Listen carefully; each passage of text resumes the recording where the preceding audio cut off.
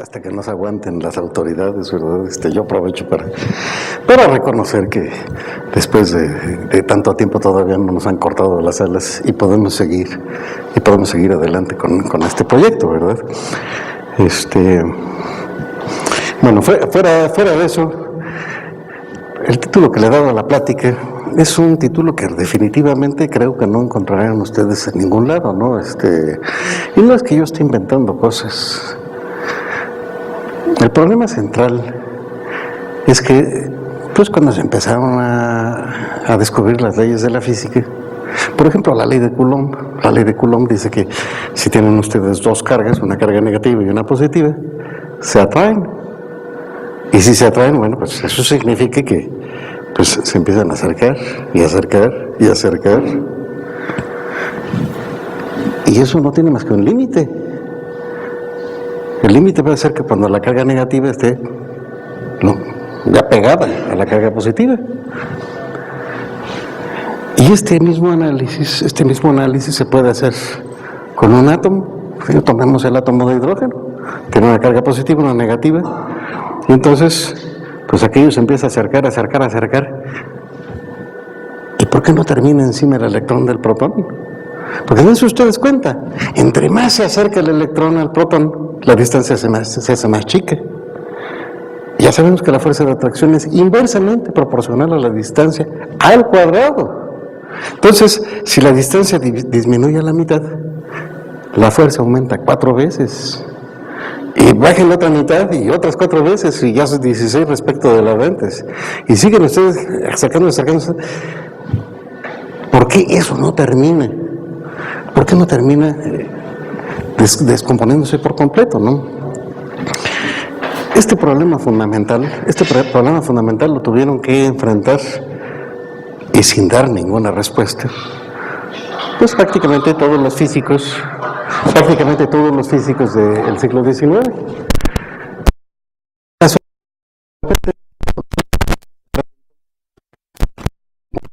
Se alcanzó a dar cuenta que efectivamente había una solución.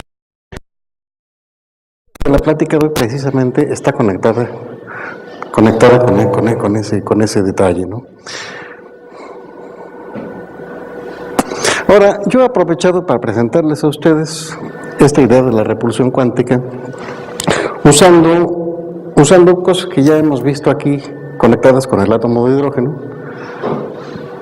de tal manera que pues no estemos rigurosamente volando en el vacío. Para ilustrarlas entonces, pues me he tomado la libertad de reproducir algunas imágenes que ya vimos cuando aquí presentamos el átomo de hidrógeno, porque pasa en el marco del átomo de hidrógeno que les voy a mostrar estas ideas que precisamente están dirigidas a encontrar ese límite más allá del cual la materia pues ya no se atrae, sino que pues pone freno, ¿verdad? Y bueno, vamos a ver algunos detalles bien interesantes, ¿no? Vamos a ver la primera diapositiva. Esta es una imagen vieja. Se las traigo porque el átomo de hidrógeno, entre otras, pues es la solución al problema de la estructura de la materia, es la solución a la teoría química. El átomo de hidrógeno fue la que nos permitió básicamente entender cómo se forman los diferentes átomos de la tabla periódica. El átomo de hidrógeno fue el que nos permitió entender los enlaces iónico, covalente, en fin. Pues, la realidad es que apenas destapamos la teoría del átomo de hidrógeno, pues se vienen un montón de cosas interesantes, ¿no? Y básicamente la idea de todo este montaje, pues es una entrada de luz, ¿no? Esto es una pantalla en la que hay un agujerito, y por ese agujerito entra un chisguete de luz blanca, llega al prisma, y en el prisma se abre. Y después puede uno recoger el espectro. El espectro lo puede uno recoger en una pantalla. Ahora, esto es lo que uno observa si por aquí introducimos un chisguete de luz, de la luz del sol. Vamos a pasar a la siguiente. Bueno, esta es una imagen de mi querido amigo Newton, que es el que empezó a analizar la composición de la luz blanca. Y este estudio lo hizo pues únicamente con prismas. Vamos a pasar a la siguiente. Este experimento sí ya es el que hace falta para analizar el caso del átomo de hidrógeno. Nosotros tenemos aquí un tubito, pues, no sé qué piensan ustedes, en una ampolleta.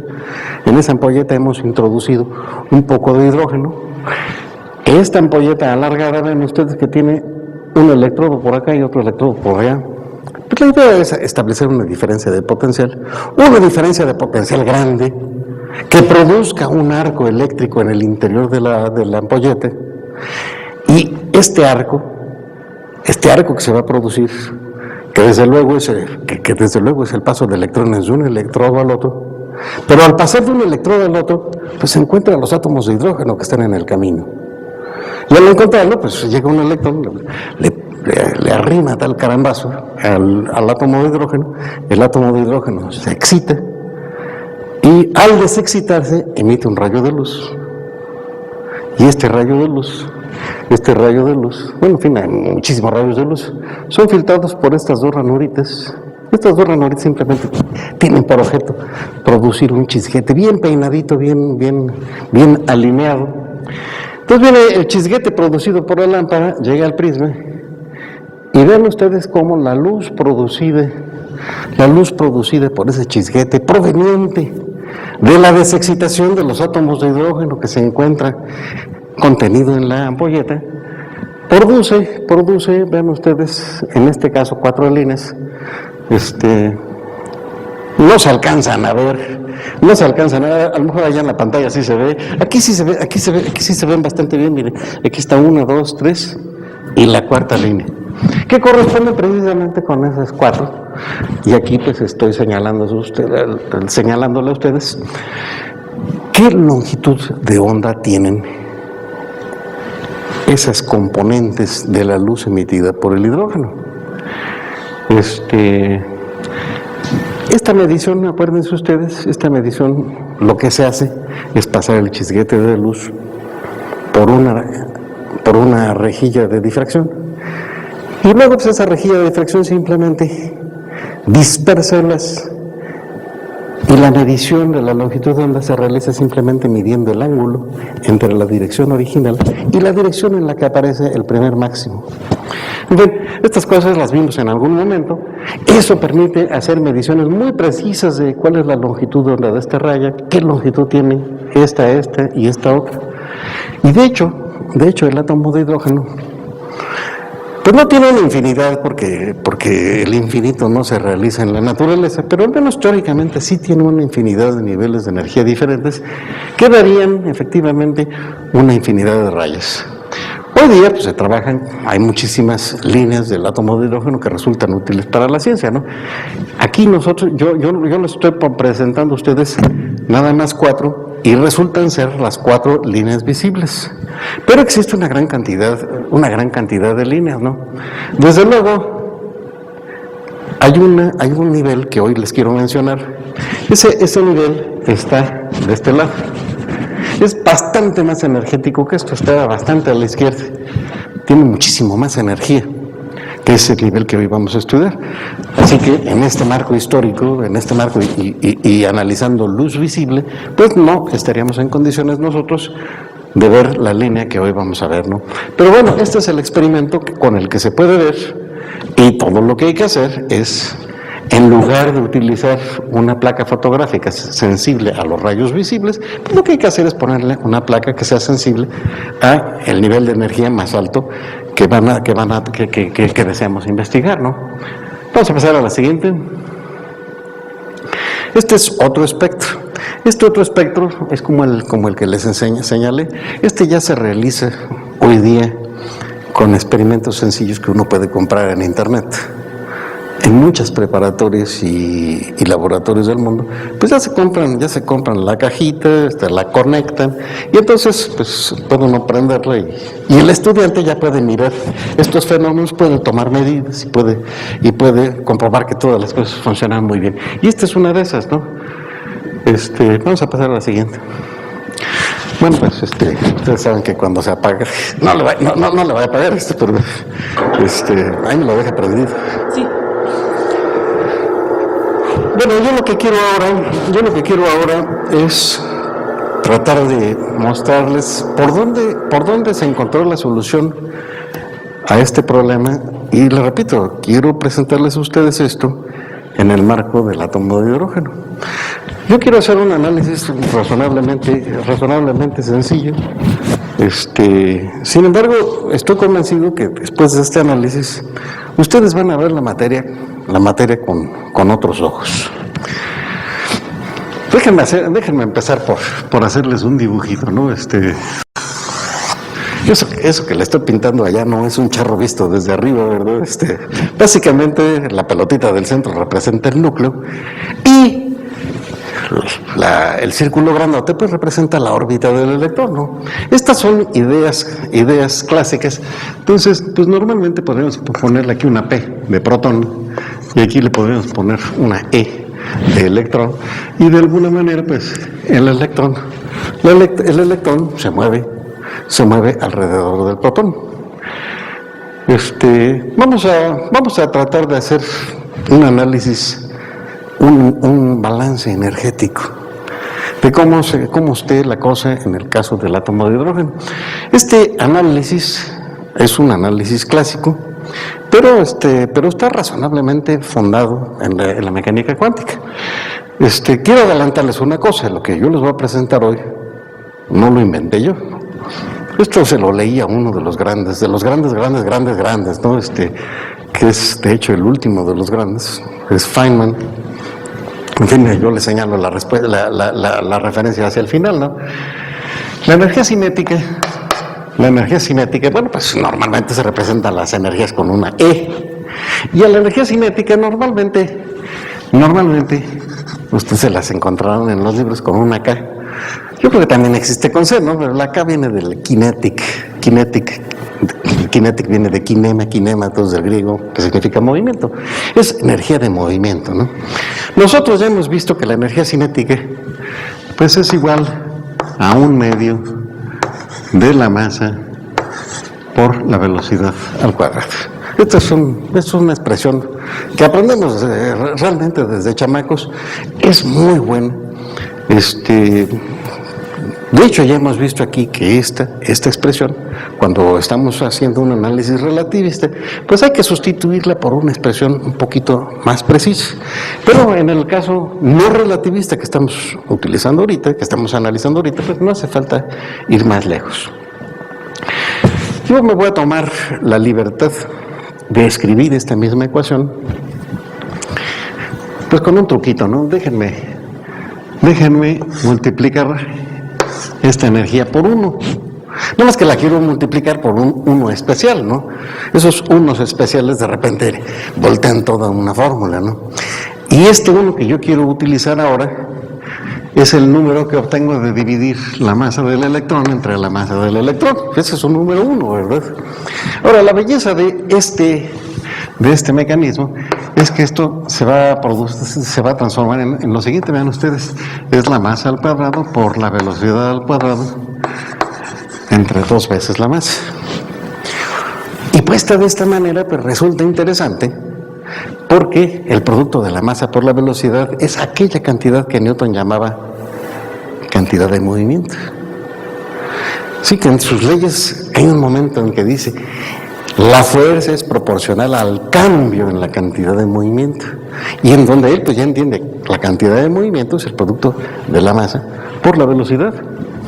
Entonces, si nosotros escribimos con una P minúscula, no la confundamos con la P de protón. Si nosotros escribimos con una P minúscula la cantidad de movimientos de Newton, entonces estaríamos escribiendo P igual a masa por velocidad. Y entonces vean ustedes, yo ya puedo escribir, obtener la energía cinética directamente en función de la cantidad de movimiento.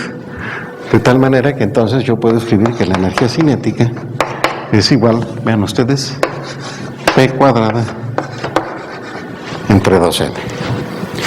Bueno, ahorita van a ver ustedes por qué tengo yo esta necesidad de escribir la energía cinética en términos de la cantidad de movimiento, ¿no? Déjenme,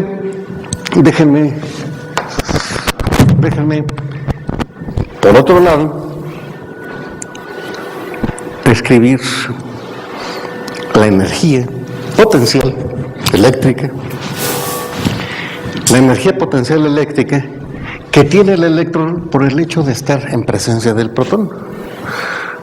Ustedes saben, de alguna manera, si tienen el protón y aquel electrón, entonces, por el hecho de que el electrón está lejos del protón y debido a la fuerza que hay de atracción, el núcleo atrae el electrón y al atraerlo realiza trabajo sobre el electrón.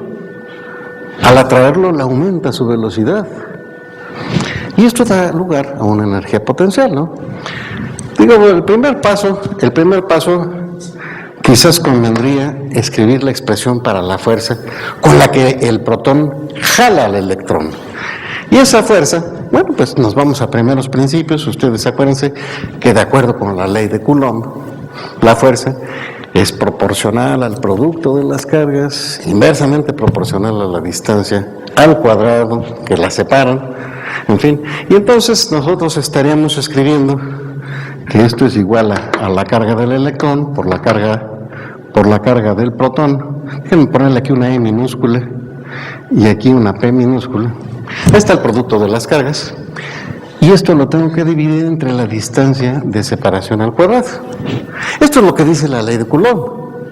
Y si se hace el experimento de Coulomb, es decir, si para una distancia dada, para cargas dadas, mido la fuerza, entonces yo puedo, en ese momento, sustituir esta expresión de proporcionalidad por una ecuación.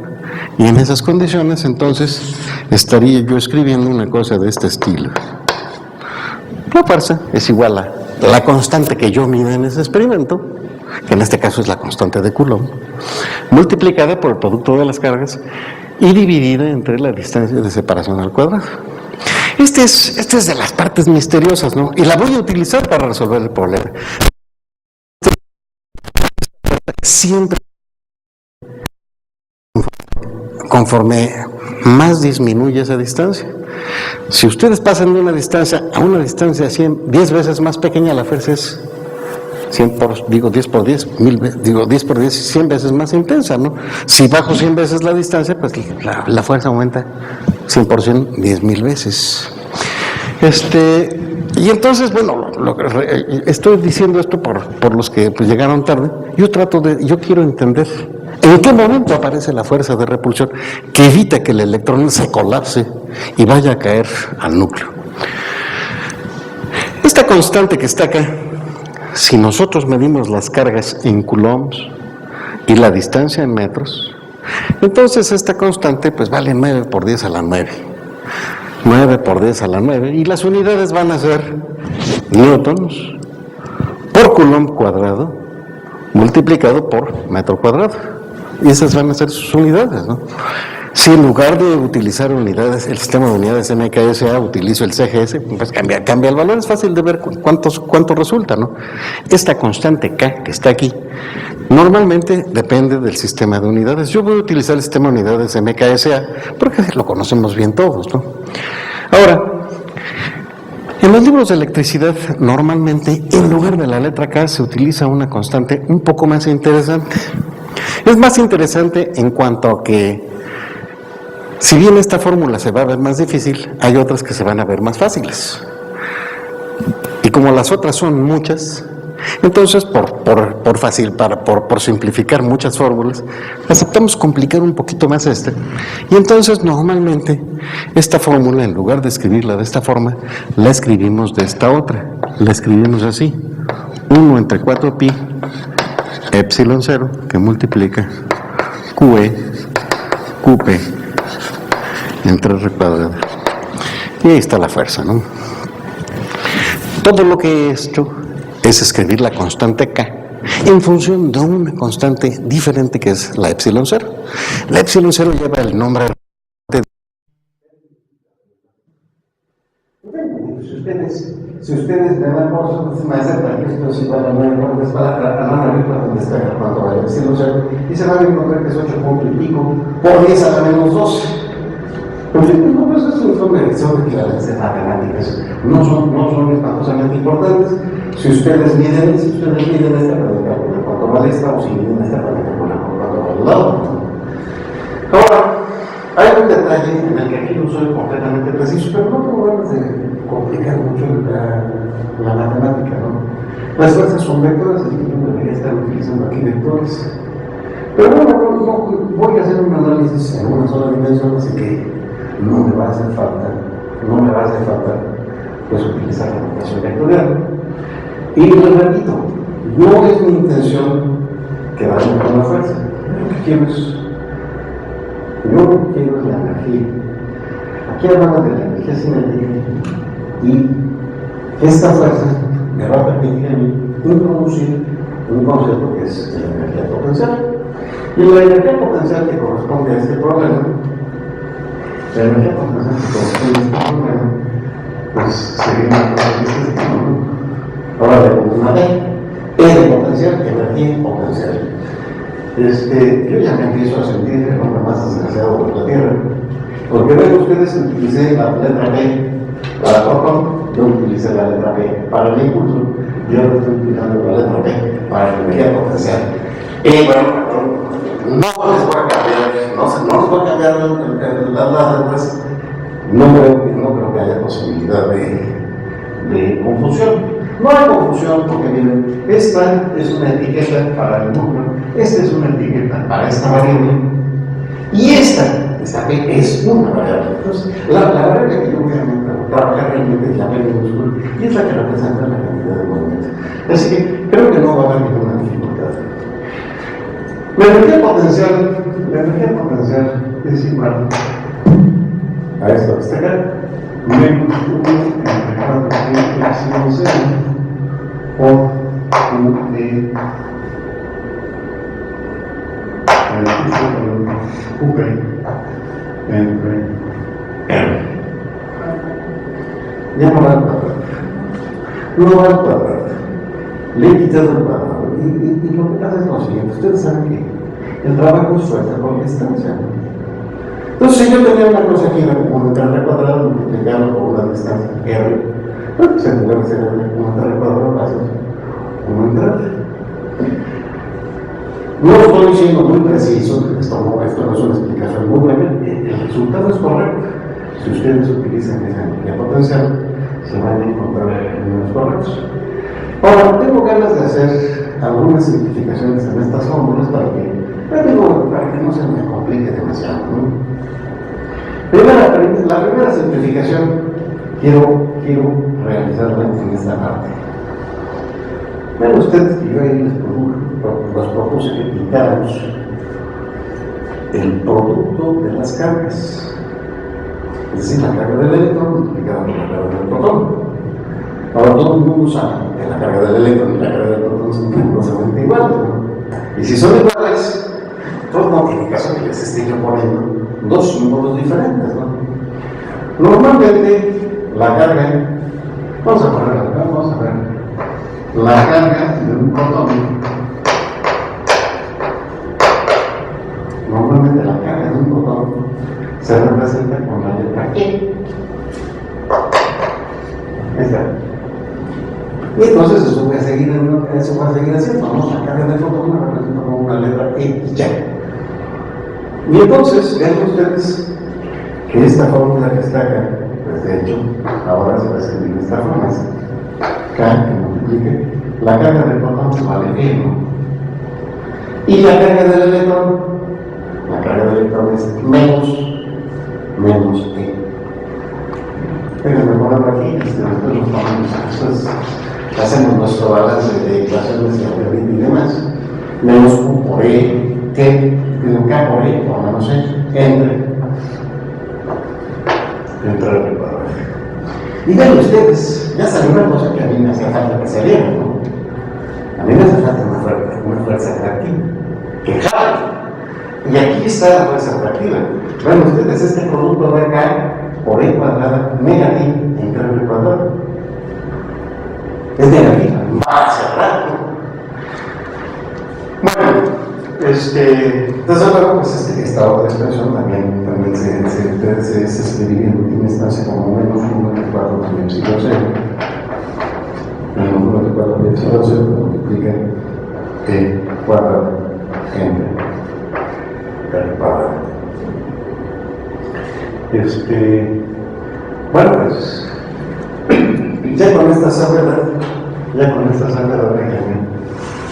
déjenme sustituir aquí esta expresión para que ya quede, es t cuadrado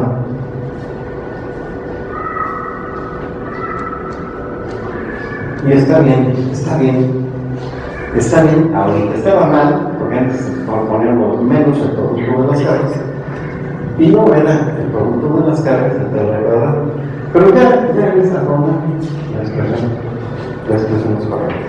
Ya tengo entonces para el electrón tanto la energía cinética como la energía potencial y puedo sumarlas. Déjenme ponerlas aquí, y ahora le pongo su índice T mayúscula. Esta T mayúscula significa que voy a tomar la energía total.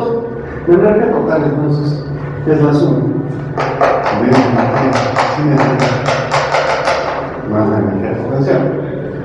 Vamos sustituyendo directamente esta energía cinética que tengo acá, es P cambiada entre 2.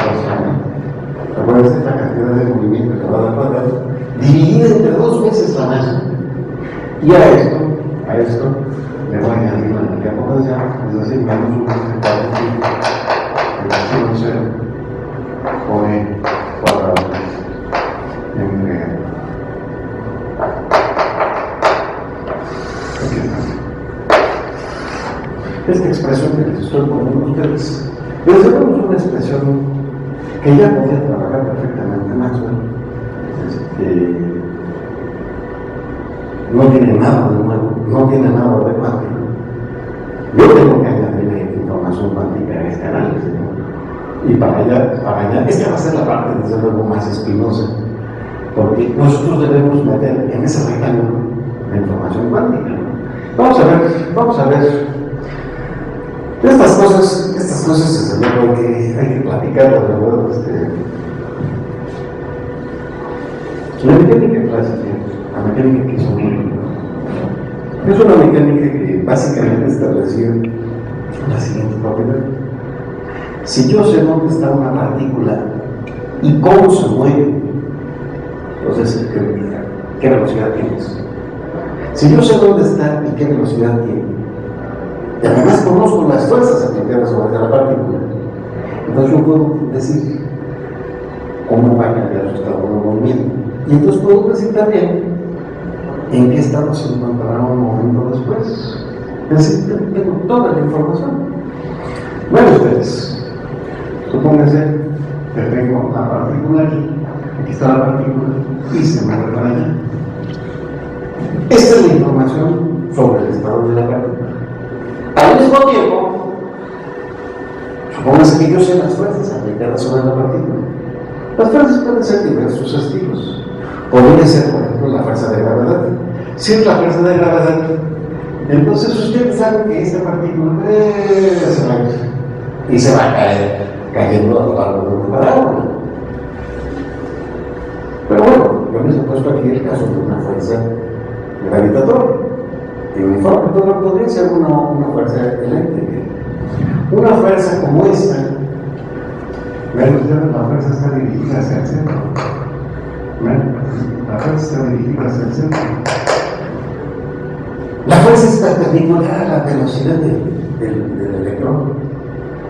Esta fuerza perpendicular no hace trabajo. Y como no hace trabajo, el electrón va a vuelta sin cambiar su energía, ¿no? Bueno, el caso es que si yo conozco cuál es la fuerza, noten ustedes que para este programa yo he supuesto que la fuerza es una cosa de este estilo, ¿verdad? Abusados. Yo les he pintado aquí 2 fechas. Esta fecha que representa la velocidad y esta flecha que representa la fuerza. Son dos cantidades que, aunque estoy representando en el plano del pizarro, son incomparables. La velocidad se mide en metros por segundo, la fuerza se mide en newton, son unidades diferentes. Yo las estoy representando aquí. Pero si tengo esa información, si tengo esos dos datos, yo puedo calcular la evolución del sistema. ¿Cómo calculo la evolución del sistema? Bueno, esa se calcula con la expresión. Sí, ahora se le va a quitar, ¿no? Toda la vectorialidad. Esto es igual a masa por la aceleración, ¿no? Es la segunda ley de Newton. La segunda ley de Newton la que utilizamos para ver cómo evoluciona el sistema mecánico. Pero vean ustedes, las hipótesis clásicas para resolver este problema es que sé qué velocidad tiene y cuál es la fuerza aplicada en ahí donde se encuentre el sistema. Si la fuerza cambia de un punto a otro, entonces ya el problema va a estar más difícil matemáticamente, pero pues desde un punto de vista conceptual está acabado, ¿no? Hay una cantidad de problemas que uno puede resolver sin necesidad siquiera de agarrar una computadora, ¿no? El hecho es que en los primeros pininos de la mecánica cuántica se trataba de utilizar esta metodología para analizar el comportamiento de los átomos. Estas ideas que yo les estoy proponiendo aquí trataron de instrumentarse acá y no sabían. Y no salían. Y hay un físico que se llama Heisenberg, Werner Heisenberg, que describió que a nivel atómico, si uno quiere medir dónde se encuentra el sistema, y al mismo tiempo quiere uno medir con qué velocidad se mueve, entonces las precisiones con las que se hacen ambas medidas pues tienen compromisos entre ellas que no deben violar, ¿verdad? Dicho de otra manera, si yo quiero medir aquí, si yo quiero medir la velocidad, pero yo efectivamente obtenemos cierto número, pero es un número que tiene una cierta precisión, depende con qué instrumento haga una medida y cómo conforme el experimento. Pero si yo tengo una cierta información de cuál sea la velocidad, sin conocerla exactamente, entonces la imprecisión en esta variable, pues la voy a llamar incertidumbre en la variable, ¿no? Dicho de otra manera, aquí tendría yo una incertidumbre así como la letra delta B, es la incertidumbre, es el desconocimiento que yo tengo sobre la variable. No sé, digamos, si yo le mido el estatura a una persona y lo coloco contra la pared y agarro y pinto una rayita y con un argumento, pues bueno, sinceramente voy a obtener una medición de la estatura de esta persona que tiene una presión mínimo de de un centímetro. En fin, quizás en estas condiciones yo diga la imprecisión en la determinación de la estatura de esta persona es de un centímetro. Sin embargo, puede ser que haga una medición con mucha precisión, es decir, como el individuo contra la pared, y luego deslizo una escuadra en la pared. Ya me sentí un peligro, ¿no? Que es una escuadra, de tal manera que yo sé muy bien cómo se proyecta la parte superior de esta persona contra la pared. La dibujo y ahora mido. Pero ahora repito mi rayita con un lápiz, ¿no? Y a la hora de tomar la medición desde el suelo de este lápiz, empiezo a hacerle bueno, desde el extremo inferior del centro a la parte superior de la rayita, ¿no? Y ya que me ponga yo de acuerdo, en fin, va a llegar un momento en que yo pueda decir, la altura la estoy midiendo con esta precisión. Y llega un tercero que dice, no, pues apriétale bien. No, pues si la aprieta bien, la coloca en la cabeza y disminuye su estatura en 1 milímetro, si la ponen con más ganas, ¿no? Entonces aquí hay una imprecisión en la medición de la estatura de esta persona. Y lo mismo sucede a la hora de medir tanto la velocidad como la fuerza, ¿no? Las variables centrales, olviden ustedes olviden ustedes la fuerza, porque la fuerza es un problema ya más complicado. El problema está en decir dónde, por un lado, y cómo se mueve. Y decir dónde está significa, en el fondo, pues establecer un cuadrito en el que yo sepa que la partícula está dentro del cuadrito. Y entonces las dimensiones del cuadrito constituyen la incertidumbre en mi conocimiento. Si el cuadrito es muy chiquito, pues tengo poca incertidumbre. Si el cuadrito es grandote, pues no tengo mucha precisión de dónde se encuentra la partícula. Lo mismo sucede a la hora de medir la velocidad. En el espacio de las velocidades, yo puedo poner también un cuadrito que me resuma cuál es la velocidad de la partícula. Y yo digo, no, pues la velocidad se encuentra entre tanto y tanto, y para la velocidad Y entre tanto y tanto, y para la velocidad Z pues entre tanto y tanto. Y terminamos con un paralelepípedo, ¿no? Sin embargo, la velocidad, por un lado, no es la variable correcta para enunciar este nuevo principio de la naturaleza. Las variables correctas serían, por ejemplo, vean ustedes, este cuadrito tiene una anchura, en esa dirección, que yo quisiera llamar delta X.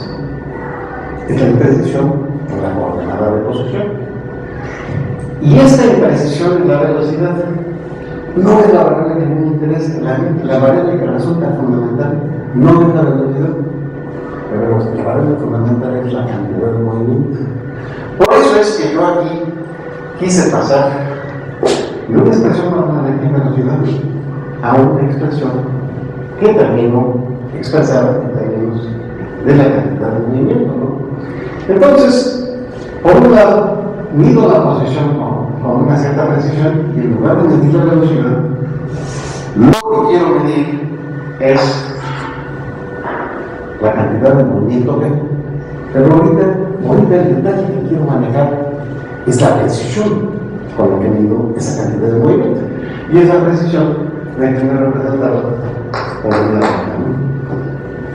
Entonces, en este esquema ustedes ven que hay por un lado delta X y por otro lado una delta P. Quizás convenga, ya previendo que algún día nos volvamos a sumergir en este problema, que P es un vector y que yo debo hablar de la incertidumbre también a lo largo de la misma dirección X. Si estuviera yo hablando de la dirección Y, pues tendríamos las mismas cantidades, pero ahora con un subíndice de línea. O si hablara de la dirección Z, pues aparece automáticamente ahora la dirección Z, ¿no? Y entonces, lo que Heisenberg descubrió, y esto fue interesantísimo, es que si este número me hace chiquito, este se le hace grande. Si este me hace chiquito, este se le hace grande. Y así apareció entonces el llamado principio de incertidumbre. El principio de incertidumbre pues es una ley de la naturaleza que empieza de una manera apenas precisa en sus primeras presentaciones, pero conforme pasa el tiempo, esta ley va siendo cada vez más precisa, ¿no? Ahorita les decía yo a ustedes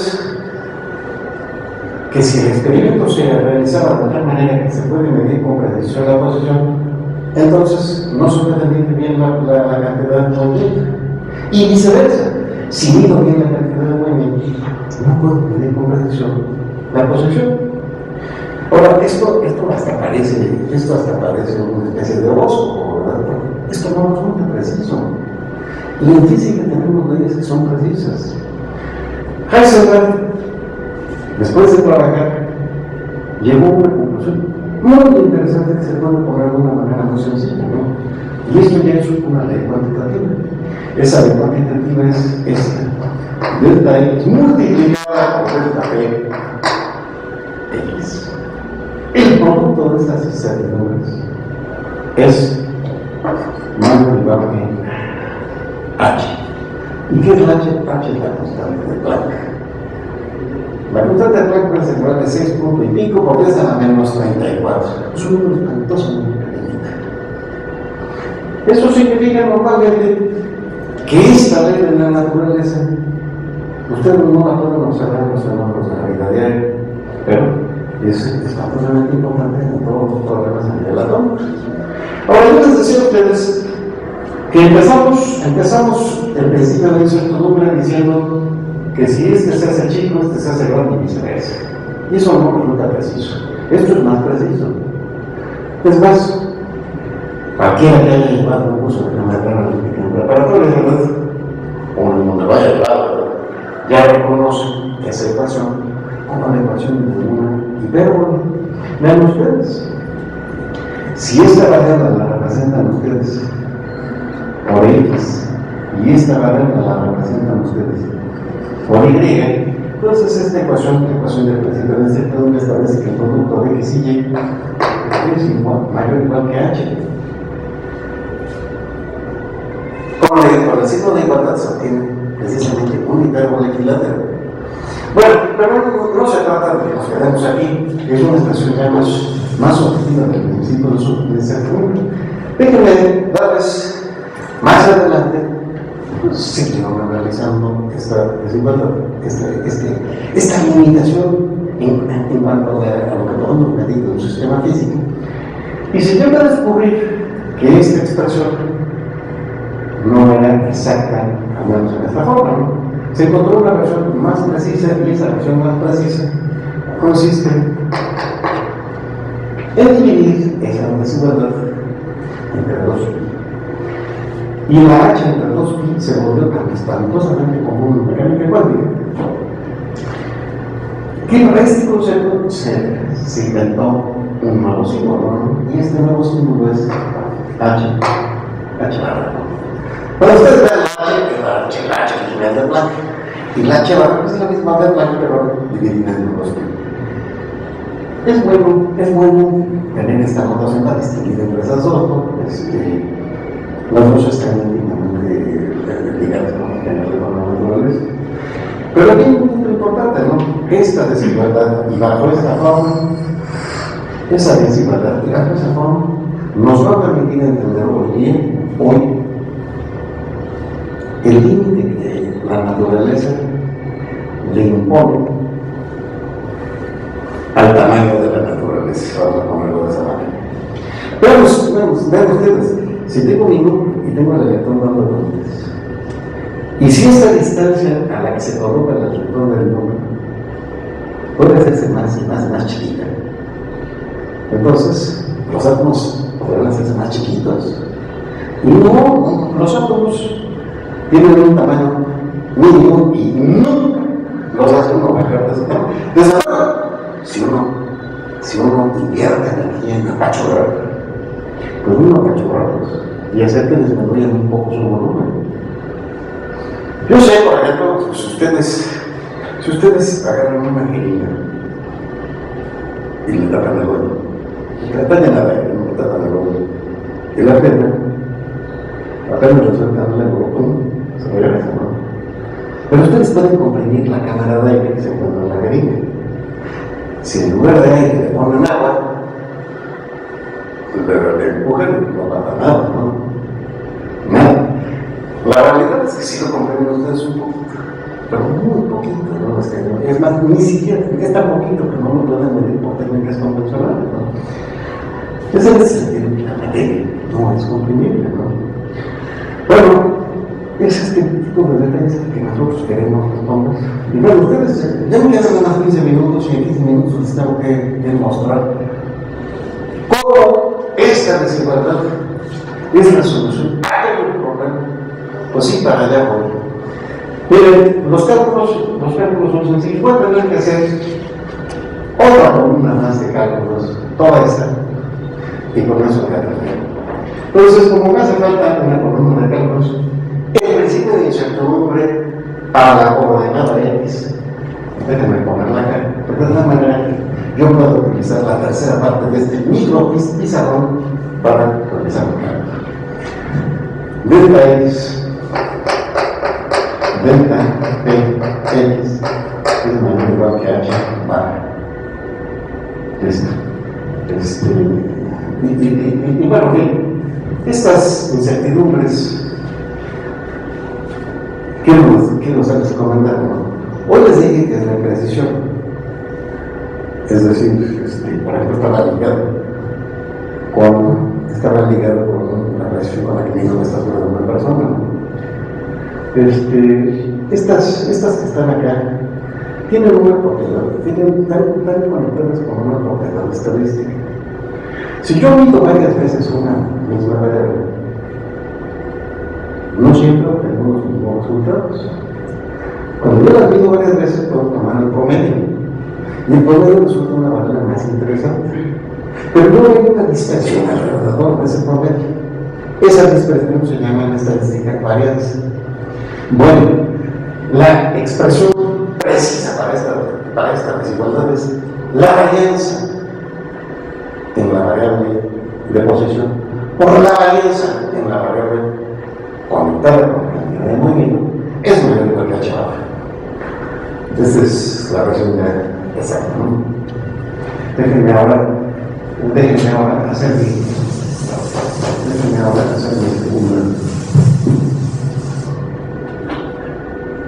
mi última norma, ¿no?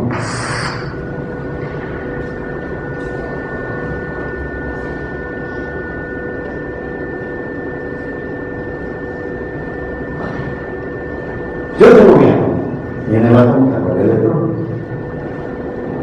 Yo sé que el electrón está en el átomo. No sé dónde esté, pero está cerca del núcleo. Vamos a suponer que el electrón ocupe más o menos una pelotita cuyo radio más o menos es a minúscula. Yo sé que el electrón está en esa pelotita. Exactamente dónde, no lo sé. Como yo sé que el electrón está en esa pelotita, pero no sé exactamente dónde esté, entonces hay una imprecisión en mi conocimiento de dónde esté. ¿Qué tan impreciso es mi conocimiento? Pues es más o menos el tamaño de esa pelotita, el radio de esa pelotita, ¿no? La incertidumbre en la posición de ese electrón es más o menos A, que es una variable conectada con el tamaño de la pelotita que representa el átomo. Y entonces, pues esto está conectado con automáticamente una imprecisión en la cantidad de movimiento. Yo ya no puedo medir el momento, la cantidad de movimiento del electrón exactamente. ¿Por qué? Porque sé dónde está. Y por eso de saber dónde está, en qué pelotita está, yo ya no tengo derecho a una precisión infinita en la cantidad de movimiento, ¿no? Entonces, esa imprecisión en la cantidad de movimiento multiplicada con la imprecisión que tengo de dónde se encuentra el electrón, pues tiene que ser mayor que H baja. Pero entonces, como tiene imprecisión la cantidad de movimiento, entonces la cantidad de movimiento no puede ser cero. Imagínense, si fuera cero, no habría ninguna imprecisión, sería cero, ¿verdad? Tiene que tener una cantidad de movimiento.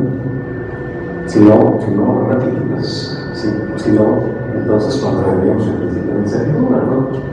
Y entonces nos diríamos, pues, la cantidad de movimiento pues, debe ser del orden, precisamente, debe ser más o menos del mismo tamaño que la imprecisión en la cantidad de movimiento, ¿no?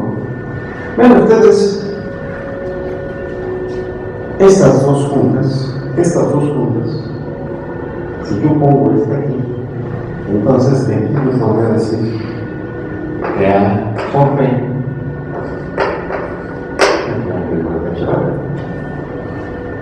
y aquí lo interesante es la conexión entre la dimensión del átomo y la cantidad de movimiento.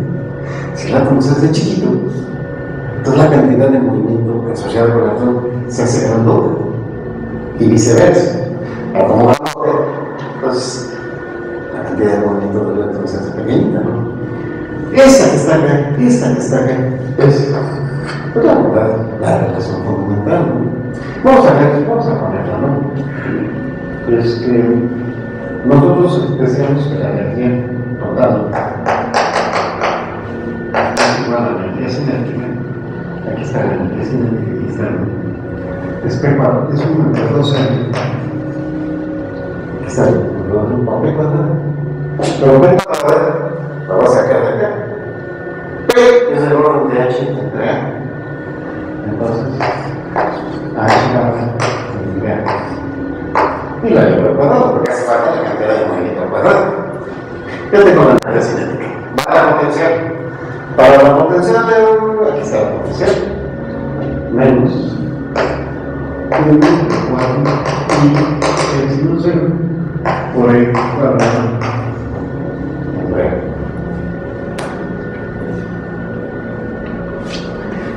Ya acabé los cálculos.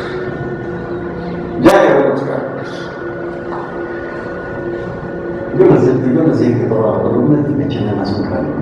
Yo ya terminé. Déjenme decir porque ya terminé. Esta energía total, vean ustedes que no depende más que de una variable. ¿Qué variable? Pues la A. ¿Cuánto vale la A? ¿Quién sabe? Pero no depende más que de la A, ¿verdad? Vamos a recalcar esa dependencia y vamos a hacerlo de esta manera, ¿no? Ponemos que la energía total es una función que depende de la variable A. Y entonces nosotros deberíamos proponer una que satisfaga el criterio, ¿no? Y entonces nos diríamos, bueno, la naturaleza normalmente adopta los estados de mínima energía. Pues sí, ¿no? Digo, si ustedes tienen una cosa, se cae y alcanza su mínima energía, ¿no? Y entonces nos diríamos, bueno, la verdad es que si tenemos este parámetro libre, la energía buscaría la manera de ser mínima. Por ningún motivo adoptaría valores altos de energía, excepto a costa del trabajo que nosotros realicemos sobre el sistema. Entonces, la idea sería encontrar aquel valor de la A que haga mínimos de energía. Hay dos caminos. Desde luego, déjenme darles el detalle, ¿no? La masa del electrón, acuérdense que aquí mismo rebotamos como una videolínea. De memoria, no me la sé, pero es más o menos 9 por 10 a la menos 41 kilogramos. Pasa poquito el electrón, el ligerito. La H es 6 puntos y feria por 10 a la menos 34. También ya no la sabemos, ¿no? Esta constante que está acá va a tener por 10 a la menor, o 10 a la media, o por un cuadrado, o sea, metro cuadrado de por un cuadrado. Y me falta la E, la carga del electrón. También nosotros vimos el experimento de Millikan. Perdón, déjenme, aquí hice una confusión. Millikan lo que midió fue la carga del electrón, y al medir la carga del electrón, esa que está acá. Entonces resulta valer 1.6 por esa necesidad de coulombs. Thomson ya había medido el cociente de la carga a la masa del electrón. Él sabía cuánto valía este cociente. Y Millikan determinó cuánto valía la carga, y ahí se determinó la masa. Y la masa resultó 9 porque es algo bastante kilogramos, ¿no? Entonces vean ustedes, esta ecuación que está acá, pues para mí es completamente conocida, excepto por la A. No sé cuánto vale la A. Entonces les digo, hay de dos hombres. Solo número 1, no sé nada de matemáticas, pero sí se me ocurre que la A adecuada sería la minimizar esta energía. ¿Qué puedo hacer? Pues la calculo en un valor, la calculo en otro, hago un dibujito y veo por dónde está el mínimo. Esta técnica les da resultados con una calculadora en 20 minutos. Pueden ustedes seguir el método más intelectual, más conocedor de que sabe cálculo, y el que sabe cálculo dice, no, está castellano, deriva contra la A igual a 0. Si hacemos eso, Entonces, pues, vamos a hacerlo, ¿no? La derivada de la energía total como función de A respecto de A, pues debe ser igual. Resolvemos eso y lo que sale nos produce un extremo de energía. La derivada es muy fácil, ¿no? Ven ustedes, es 1 entre 2m, luego aquí tengo un h barra cuadrada, pero se modifica por 1 entre cuadrado. La derivada de 1 entre cuadrado es la derivada de a menos 2. La derivada de a menos es 2, que es menos 2 por a menos 3. Déjenme ponerlo. Menos 2 por a menos 3 menos 1 entre 4 que es 1, 0 por el cuadrado por la derivada de 1 entre a, pues la derivada de 1 entre a es menos 1 entre cuadrado, el menos 1 entre cuadrado, menos 1 entre a cuadrado, es igual a 0. Vamos a analizar esa ecuación si está trivial, ¿no? Multiplique toda la ecuación por a cúbica, aquí eliminan esta, aquí me queda una, esta cosa y listo. Y eso nos da el valor de A. Y ese valor de A lo podemos sustituir aquí y ver cuánto vale la energía en ese estado especial. Bueno, pero esas cosas ya las vamos a hacer en el cine, ¿no? Así que nos regresamos, bajamos la pantalla. Me quedan 3 minutos.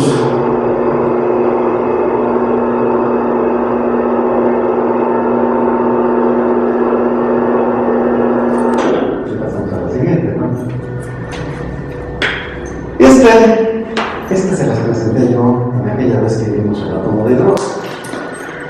Resulta inútil la ecuación 1, no nos va a hacer falta, pero bueno, aquella vez la puse, ya no me acuerdo ni por qué. La 2 tampoco nos hace falta. En la primera la Einstein, la segunda es la relación de Louis de Broglie. Eso no nos hace. Pero a nosotros sí me hace falta, no vean ustedes. Aquí está la constante. Aquí está la constante de la ley de Coulomb, que vale, ven ustedes, 9, esto es parte que la tendrán por esa manera, y que se puede escribir como un epsilon 0. Bueno, esta es la carga del electrón, 1.6 porque es de la demostración de Coulomb, nada más el 9.1 porque es de la menos 31, la H, 6.6256 porque es de la menos 34 joules segundo. Y esta es la velocidad del 2%, no nos va a hacer falta. Pero estos datos se los estoy poniendo porque hace falta ponerse esa ecuación. Y si se ponen esa ecuación, entonces estamos en otro lado. Vamos a pasar a la siguiente. Yo les dije que hiciéramos la gráfica. Si yo pongo estos datos y le propongo diferentes valores a la A, entonces, pues, ponemos esta gráfica. Esta gráfica la pasé con la computadora, no vayan a hacer con el cerebro, entonces hacer puntitos, ¿no? Eso se hace, ahora ya la computadora se programa y ya está la gráfica, ahí está la gráfica ya hecha. Vean ustedes qué interesante es, efectivamente, vean ustedes que, acuérdense, yo estoy graficando aquí la variable A, aquí este es un valor grande de A, la A va haciéndose chiquita, y aquí será el 0, ¿no? Y ven ustedes la energía primero baja, alcanza ese mínimo de la energía y después se va para arriba, y pasa, pero se va hasta infinito. Se va infinito. No es posible acercar al electrón más allá de las leyes del principio de incertidumbre. Porque cuando está demasiado cerca al todo, o sea, si se concentra demasiado en un espacio muy pequeñito, pues aumenta demasiado su energía, ¿no? Si ustedes utilizan la técnica de resolver la ecuación utilizando la derivada, entonces pueden determinar cuánto vale esta cantidad. Miren, pues, vamos a verlo aquí. Esta 5 por 10 a la menos 11. Este es 10 a la menos 10, así que este punto equivale a 10. Este equivale a 10 por 10 a la menos 11, ¿verdad? Está entre 5 y 10 a la menos 10. 10 a la menos 10. 10 a la menos 10 metros. Es un ancho. No, un ancho es 10 a la menos 9, ¿no? 10 a la menos 10 es una décima de ancho. Bueno, entonces nosotros estamos localizándonos aquí. Y esto pues vendría siendo más o menos el radio de la toma del mundo. Vamos a pasar a la siguiente. Bueno, pues está mecánico. Sintió un cálculo. Vamos a quitar un momentito. Y solo un ratito de la mesa. Es más, nosotros está. ¿Qué será que está?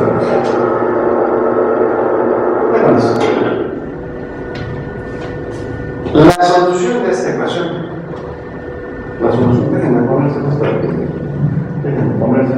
¿se acuerdan ustedes que íbamos a multiplicar la ecuación por la cúbica? Si la multiplicamos por la cúbica, entonces ven ustedes, este 2 se cancela con este, y esto me queda conociendo menos h barra cuadrada entre 2m por a menos 3, pero dijimos que íbamos a multiplicar toda la ecuación por la cúbica. A cúbica por a menos 3 cada uno, así ya no como nada, ¿no? Este no me queda más que eso. Menos por menos o más. 1 entre 4 pies. Yo lo tengo acá, que cuadrado entre 4 y epsilon 0 por 1 entre a cuadrada. Pero no multiplico por a cúbica. A cúbica entre a cuadrada da una a. Entonces, por a igual a 0. Bueno, pues entonces lo que diremos, este se va para allá. Menos h barra cuadrada entre 2m se pasa del otro lado con signo positivo. Vamos a ponerlo.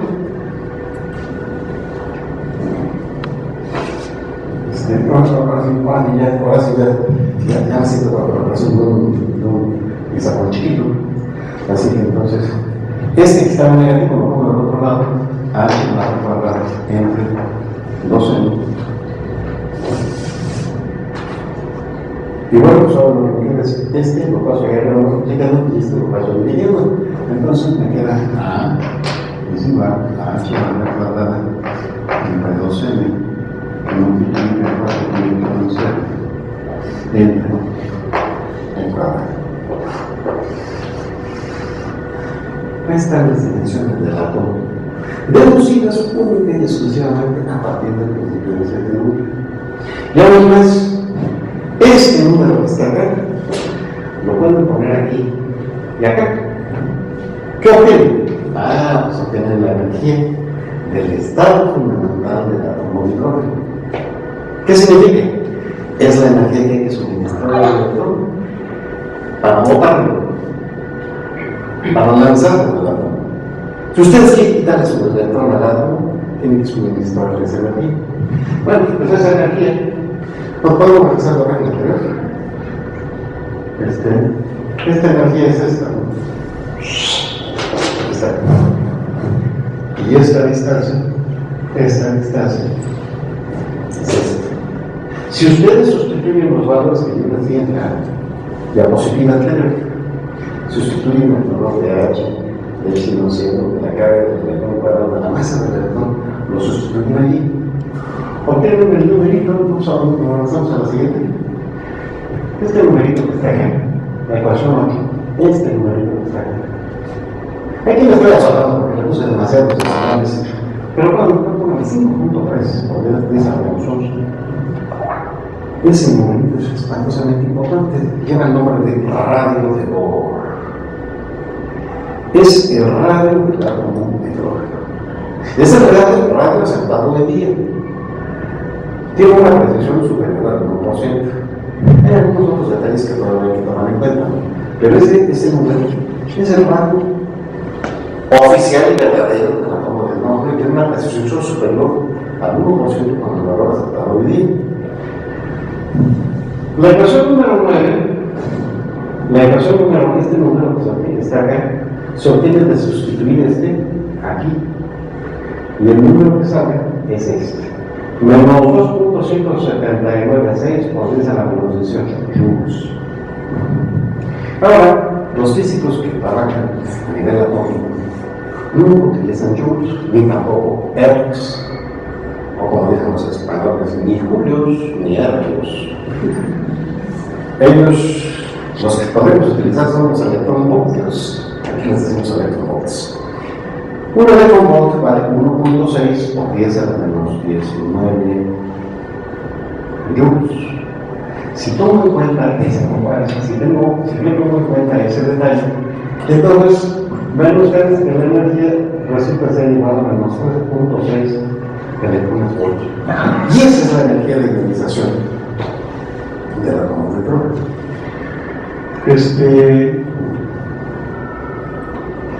Tengo ganas de calentarles un poco la clase, pero no matar. Ya intentar. Déjenme decirles a ustedes que esto que está acá es precisamente la respuesta cuántica de que, pues uno sí puede apachurrar, pero al apachurrar uno, la materia responde y rechaza.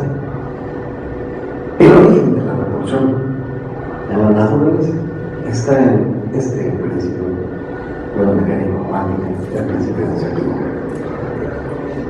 Podemos ver la última. Sí. Dale.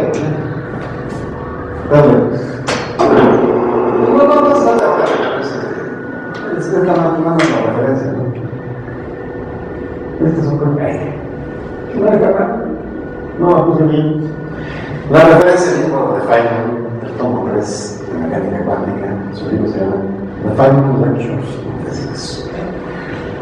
Feynman es premio Nobel y obtuvo su premio Nobel realizando una extensión de la mecánica cuántica que le permitió incluir en la mecánica cuántica los fenómenos de la electromagnética. Bueno, pues, muy agradecidos. Nos vemos hoy en noche con un contenido, a lo mejor con la continuación de este, con algunos detalles salvajes, muy salvajes que tienen por dentro el átomo de hidrógeno, que siempre está lleno de información buena. Déjenme decirles una de las cosas más hermosas del átomo de hidrógeno son pues la existencia del electrón, que dio muchas cositas interesantes, ¿no? Más adelante el átomo de hidrógeno, a través de la solución que brindó Dirac, nos permitió predecir la existencia de antipartículas, del antielectrón y del antipotón.